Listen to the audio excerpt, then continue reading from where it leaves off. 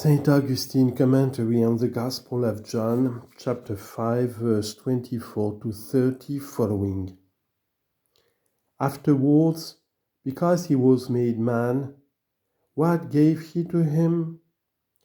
And has given him authority to execute judgment, because he is the Son of Man. In that he is the Son of God, as the Father has life in himself, so also has he given to the Son to have life in himself. In that he is the Son of Man, he has given him authority of executing judgment. This is what I explained to you yesterday, my beloved, that in the judgment man will be seen, but God will not be seen. But after the judgment, God will be seen by those who have prevailed in the judgment, but by the wicked he will not be seen. Since therefore the man will be seen in the judgment in that form in which he will so come as he ascended, for that reason he had said above, the Father judges not any man, but has given all judgment to the Son. He repeats the same thing also in this place when he says, and has given him authority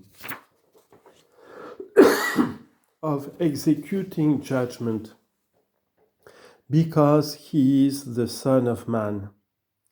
As if you were to say, has given him authority of executing judgment. In what way?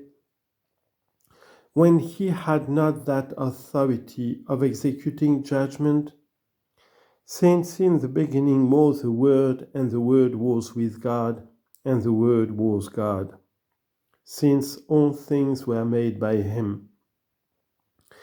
Did he not already have authority of executing judgment? Yes, but according to this I say, he gave him authority of executing judgment, because he is the Son of Man. According to this, he received authority of judging, because he is the Son of Man.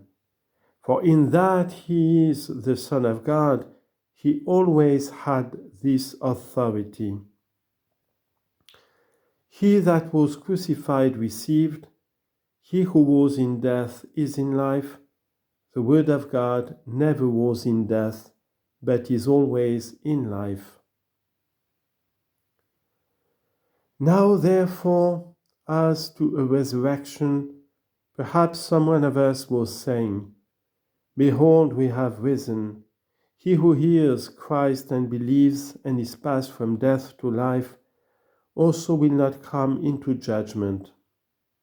The hour comes, and now is, that whoso hears the voice of the Son of God shall live. He was dead, he has heard. Behold, he does rise. What is this that is said, that there is to be a resurrection afterwards?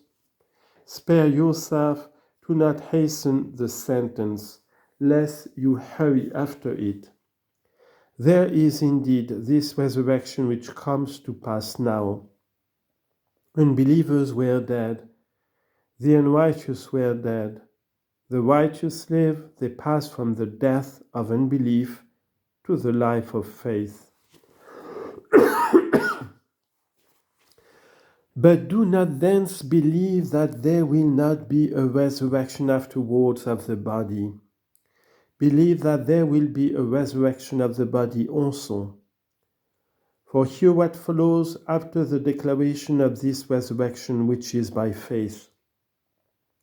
Lest any should think this to be the only resurrection, or fall into that desperation and error of men who perverted the thought of others, saying that the resurrection is past already, of whom the apostle says, and they overthrow the faith of some.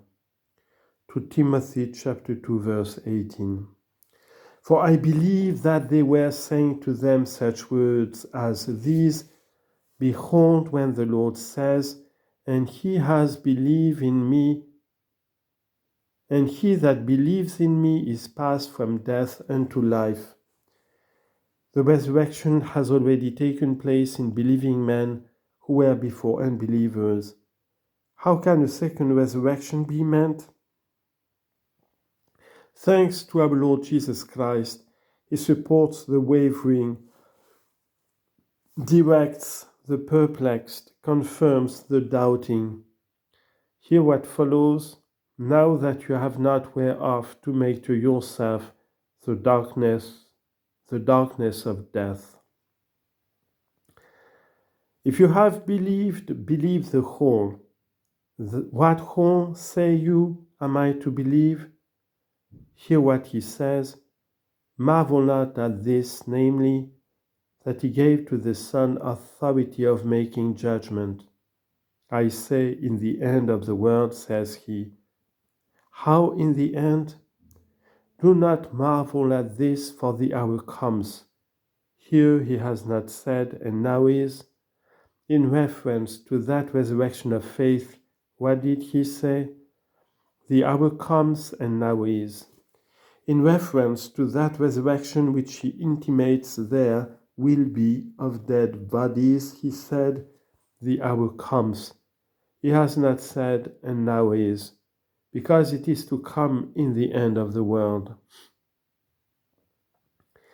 And whence do you prove to me that he spoke about the resurrection itself? If you hear patiently, you will presently prove it to yourself. Let us go on then. Marvel not at this, for the hour come in which all that are in the graves. What more evident than this resurrection? A while ago he had not said, they that are in the graves, but the dead shall hear the voice of the Son of God, and they shall hear, and they that hear shall live.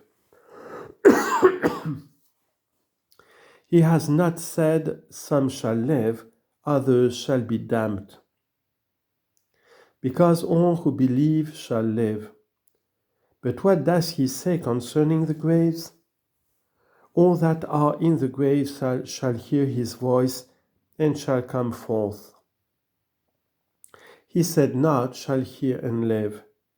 For if they have lived wickedly and lay in the graves, they shall rise to death, not to life.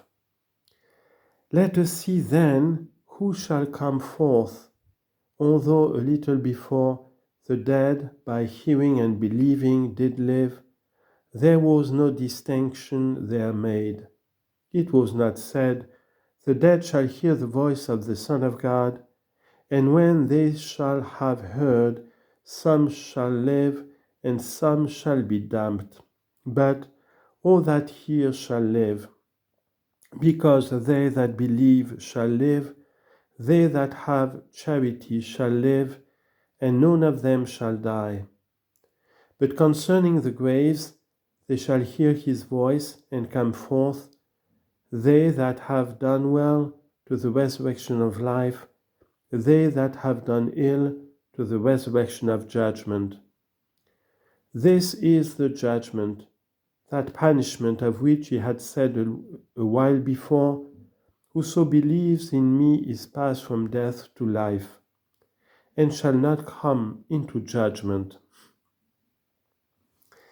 I can't of myself do anything.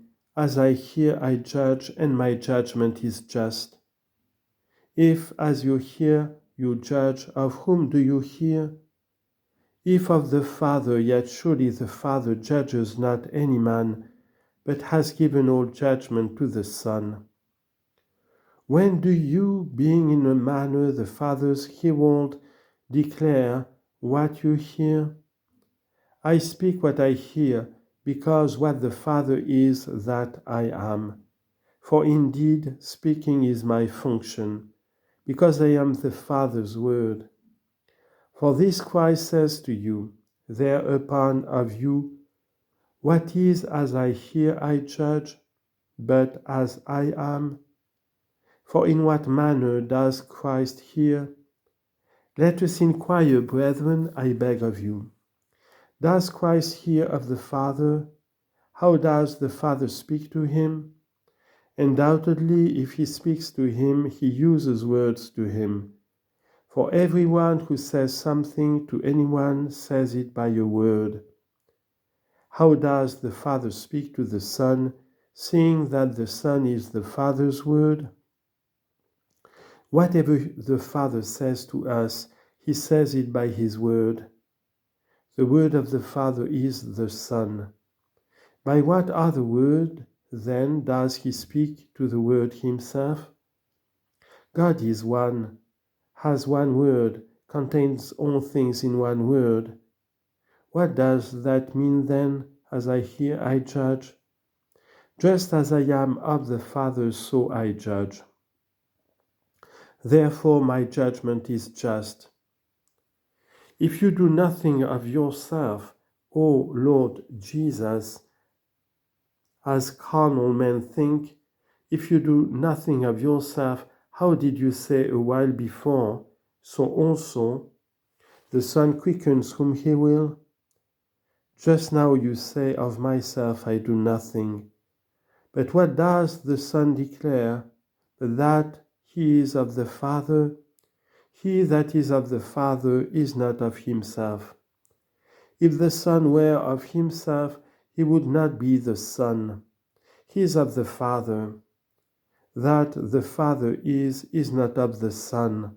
That the Son is of the Father, equal to the Father. But yet the Son of the Father, not the Father of the Son. Because I seek not my own will, but the will of him that sent me. The only Son says, I seek not my own will. And yet men desire to do their own will. To such a degree does he who is equal to the Father humble himself, and to such a degree does he extol himself, who lies in the lowest depth, and can't rise except a hand is reached to him. Let us then do the will of the Father, the will of the Son, the will of the Holy Ghost. Because of this Trinity there is one will, one power, one majesty. Yet for that reason says the Son, I came not to do mine own will, but the will of him that sent me. Because Christ is not of himself, but of the Father, but what he had that he might appear as a man, he assumed of the creature which he himself formed.